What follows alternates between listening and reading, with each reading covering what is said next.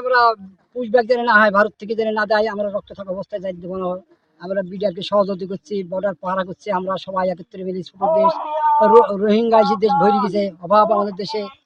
ওই আশা দেওয়া যাবে না, রক্ত থাকা অবস্থায় চলবে যে আমরা বিডিআরকে সহযোগিতা করছি, যে আমরা রাত দিন আর নাই 200-300 নাই, আমরা সব সময় রাত দিনে এই বিডিআরকে নিয়ে আমরা ব্যস্ত। খাইতে পারছি না, আমাদের তো অভাব, আমরা খাইতে আমরা মরবো, ওদের জায়গা করে দেবো আমরা যদি আসে, আসলাম জায়গা দেওয়ার ক্ষমতা নাই তো আমাদের। ওরা যদি চলে আসে, চলে আসলে কি করবো আমরা?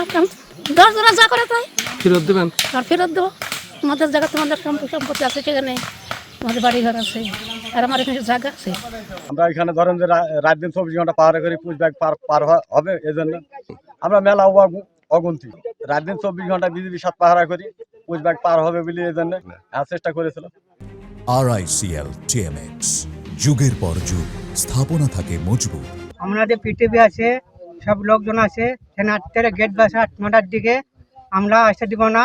আমাদের লোকজন ডাইকে এনে পাহারা ছিল, সেনাবাহিনী ছিল, তারপরে পাবলিক ছিল, আমরা আসতে দিব না। গাছ জ্বলে ওরা লোক পাঠাচ্ছে, আমরা আসতে দিব না, আমাদের ক্ষতি হবে। আসতে দিলে বাংলাদেশে এমনি লোকজন আছে, ওটা আসতে দিব না, আরে কিন্তু বিপদ হবে। বর্ডার গার্ড বাংলাদেশ পুশিং সম্পর্কিত যে কোনো ধরনের অপতৎপরতা রোধে সবসময় সতর্ক অবস্থায় আছে। স্থানীয় জনগণ এবং বর্ডার গার্ড বাংলাদেশের যৌথ প্রচেষ্টা এই ধরনের পুশিং সংক্রান্ত যে কোনো ধরনের অপতৎপরতা রুখে দেওয়ার জন্য সর্বদা সজাগ আছে।